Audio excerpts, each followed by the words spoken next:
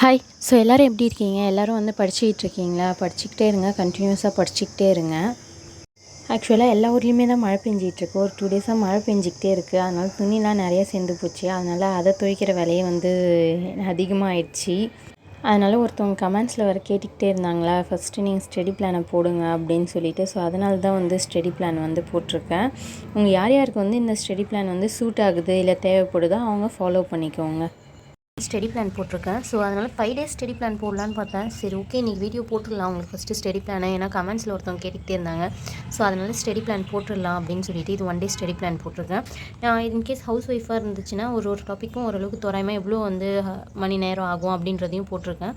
So இதுக்கப்புறம் வந்து இந்த டைமிங்ஸ்லாம் வராது, வெறும் ஸ்டடி பிளான் மட்டும்தான் இருக்கும். ஒரு 5 டேஸ்க்கான பிளான் அது மாதிரி வேணால் போட்டுடுறேன், 2 டேஸ்க்கு ஒன்ஸு. ஸோ இன்றைக்கி வந்து பார்த்திங்கன்னா ஃபஸ்ட்டு டே 1க்கு வந்து என்ன எடுத்திருக்கேன்னு பார்த்திங்கன்னா, நான் பிளான் ஃபுல்லாகவே வந்து பார்த்திங்கன்னா சிலபஸ் படி தான் எடுத்திருக்கேன். ஏன்னா நம்ம வந்து சிலபஸ் படி படித்தா மட்டும்தான் இந்த 30 டேஸ்க்குள்ளே நம்மளால் ஓரளவுக்கு வந்து டாபிக்ஸ் ஃபுல்லாகவே எல்லாத்தையும் கவர் பண்ண முடியும். ஸோ அதனால் இப்போ எல்லாம் கொஷினும் கேட்குறது பார்த்திங்கன்னா நிறைய சிலபஸ் வைஸ் தான் ஃபுல்லாக கொஷின் கேட்குறாங்க. அதனால் சிலபஸ் வைஸ் தான் நான் டாபிக் எடுத்திருக்கேன். இதுக்கு முன்னாடி நான் குரூப் 4 கூட ஒரு 2 வீடியோ போட்டிருப்பேன். அப்பயும் நான் அதில் வந்து சிலபஸ் வைஸ் தான் படிப்பேன். ஆக்சுவலாக நான் குரூப் 4 வந்து பார்த்திங்கன்னா சிலபஸ் வைஸ் தான் நான் படித்தேனே. எனக்கு 11th 12th படிக்க முடியல. நான் 11th 12th எடுக்காத அப்படின்னு பார்த்திங்கன்னா நான் previous year question syllabus wise மட்டும் தான் நான் படித்தேன். ஸோ அதுதான் எனக்கு அப்போ வந்து ஹெல்ப்ஃபுல்லாக இருந்துச்சு. ஸோ அதனால் சிலபஸ் வைஸ் தான் போட்டிருக்கேன். ஃபஸ்ட்டு வந்து தமிழில் என்ன எடுத்திருக்கேன்னா, இது பார்ட் ஏல வந்து பார்த்திங்கன்னா இந்த அகரவரிசை, ஓரெழுத்து ஒரு மொழி, எதுகை மோனை இயல்பு, இது 3 டாபிக் எடுத்திருக்கேன் ஏலேருந்து. ஸோ இது ரொம்ப ஈஸியாக தான் இருக்கும். இந்த ஓரெழுத்து ஒரு மொழிலாம் 42 தான் இருக்கும். அதுக்கெலாம் ஷார்ட்கட்ஸ்லாம் இருக்குது. நீங்கள் குரூப் 4க்குலாம் முன்னாடியே படிச்சிருந்தீங்கன்னா, ஓரளவுக்கு படிச்சிருந்தீங்கனாலும் இது உங்களுக்கு ஈஸியாக தான் இருக்கும், சீக்கிரமாகவே முடிச்சிடலாம். ஸோ மேக்ஸில் வந்து வெறும் எல்சிஎம் ஹெச்சிஎஃப் தான் எடுத்திருக்கேன். எல்சிஎம் ஹெச்சிஎஃப்ல வந்து நீங்கள் இன்கேஸ் மெட்டீரியல் வச்சுருந்தீங்கன்னா எல்லாமே கவர் பண்ணுற மாதிரி எல்லாத்தையுமே பார்த்துருங்க.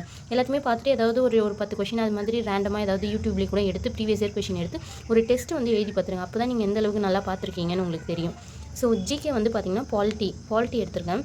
பாலிட்டியில் வந்து பார்த்திங்கன்னா இந்தியன் கான்ஸ்டியூஷன், இந்திய அரசியலமைப்பு, முகவரி. இந்த முகவரி டாபிக் வந்து ரொம்ப ரொம்ப ரொம்ப இம்பார்ட்டன்ட். கண்டிப்பாக இதுலேருந்து ஒரு கொஷினாச்சும் வந்துடும். ஸோ இந்த கேட்காம இந்த டாப்பிக்கை டச் பண்ணாமல் ஒரு கொஷின் பேப்பரே இருக்கவே இருக்காது. ஸோ அதனால் இதை நல்லா பார்த்து வச்சுக்கோங்க.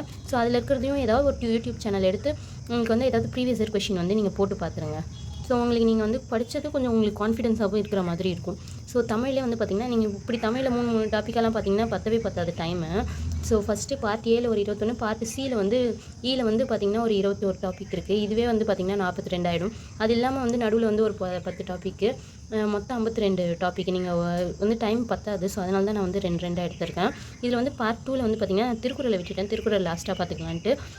ஸோ செகண்ட் அந்த அறநூல்கள் இருக்கும், 17 கீழ்கிழக்கு நூல்கள்ன்ட்டு. ஸோ அதில் வந்து நாலடியார்லேருந்து ஔவையார் வரைக்கும். ஸோ அதில் நீங்கள் நோட்ஸ் எடுத்து வச்சுருந்தீங்கன்னா ரொம்பவே ஈஸியாக இருக்கும். இதெல்லாம் வந்து பார்த்திங்கன்னா அழகாக ஈஸியாக பார்த்து முடிச்சிடலாம். உங்களுக்கு டைம் வந்து நிறைய எக்ஸ்டெண்ட் ஆகாமல் இருக்கும் உங்களுக்கு. ஸோ டைம் வந்து போட்டிருக்கீங்க. தமிழ் ஆளை வந்து பார்த்திங்கன்னா இந்த அகரவரிசை, ஓரெழுத்து ஒரு மொழி வந்து படிக்கிறதுக்கு வந்து பார்த்திங்கன்னா 1/2 hour. திருப்பி இந்த இலக்கியம் அறநூல்கள் நோட்ஸ் எடுத்து வச்சுருந்தீங்கன்னா ரிவிஷன் தான், ஜஸ்ட் ரிவிஷன் பண்ணிக்கலாம் நீங்கள். அதுக்கு ஒரு 1/2 hour, டோட்டலாக 1 hour போட்டு வச்சுருக்கேன். இது வந்து ஹவுஸ் ஒய்ஃப்க்கு. ஏன்னா ஹவுஸ் ஒய்ஃபாக இருக்கிறவங்களுக்கு வந்து பார்த்திங்கன்னா ஒரு 3 to 4 hours தான் டைம் கிடைக்கும். இப்போ எனக்குலாம் வந்து பார்த்திங்கன்னா 2 பேரும் பசங்களாம் எல்லோரும் ஸ்கூலுக்கு போயிட்டாங்க அப்படின்னா கூட உங்களுக்கு வந்து டைம் நிறைய கிடைக்கிறதுக்கான சான்ஸ் இருக்குது. ஸோ எனக்கெலாம் பார்த்திங்கன்னா கம்மியாக தான் டைம் கிடைக்கும். ஸோ அதனால் நான் எனக்கு ஏற்ற மாதிரி தான் போட்டிருக்கேன். நெக்ஸ்ட் வந்து பார்த்திங்கன்னா எல்சிஎம் அண்ட் ஹெச்சிஎஃப் போட்டிருக்கேன். இது கண்டிப்பாக ஒரு 1.5 மணி நேரத்துலேருந்து 2 மணி நேரம் வச்சும் ஆகும். ஏன்னா சம்ஸ் பார்க்கவே கிட்டத்தட்ட ஒரு 1/2 hour ஆயிடுச்சுன்னா அதை போட்டு பார்க்குறதுக்கு கண்டிப்பாக ஒரு 1 hour ஆச்சு ஆகும். நீங்கள் ஒரு 20 சம் போட்டு பார்க்கணுன்னா கூட உங்களுக்கு டைம் வந்து எடுத்துரும். ஆக்சுவலாக டிஎன்பிஎஸ்சி எக்ஸாம்லேயே சொல்லுவாங்க ஆப்டிடியூடுக்குன்ட்டு ஒரு 1 hour நிறுத்தி வச்சுக்கோங்க அப்படின்னு சொல்லிட்டு. ஸோ அதுக்காக தான் இந்த டைம் வந்து போட்டிருக்கேன். நெக்ஸ்ட் பாலிடிக்ஸ் வந்து பார்த்திங்கன்னா பாலிடிக்ஸ்க்கு வந்து ஒரு 1 hour போட்டிருக்கேன். ஸோ நீங்கள் நோட்ஸ் எல்லாமே நீங்கள் நோட்ஸ் எடுத்து வச்சிருந்தா தான் இந்த டைமுக்குள்ளே கவர் பண்ண முடியும். நோட்ஸே இல்லை, நான் ஃபஸ்ட்டுலேருந்து தான் நான் இப்போ அதை படிக்க முடியும்னா இந்த 4 hours உங்களுக்கு டைம் பத்தாது கண்டிப்பாக. அதையும் நான் சொல்லிடுறேன். நோட்ஸ் இருந்துச்சுன்னா நீங்கள் ரிவிஷன் பண்ணுறதுக்கு வேணால் இந்த டைம் டைம் பிரகாரம் போட்டிருக்கேன். 9 to 11. எனக்கு வந்து ஒரு 9 o'clock 11 o'clock வரைக்கும் தான் டைம் கிடைக்கும். அதனால் அதுக்கு ஒரு 2 hours போட்டிருக்கேன். ஒரு ஆஃப்டர்நூன் பசங்க தூங்கிட்டாங்கன்னா ஒரு 1 hour கிடைக்கும். அதுக்கப்புறம் நைட்டு வந்து ஒரு 1 hour கிடைக்கும். நைட்டு வந்து இது எனக்கு இன்கேஸ் அதை விட அதிகமாக கிடைச்சாலும் நான் எவ்வளோ நேரம் கிடைச்சாலும் படிச்சுக்கிட்டே போவேன். அதனால தான் இங்கே டைமே எதுவும் போடல. சாலிடாக பார்த்திங்கன்னா உங்களுக்கு ஒரு 4 hours கிடைக்கும்.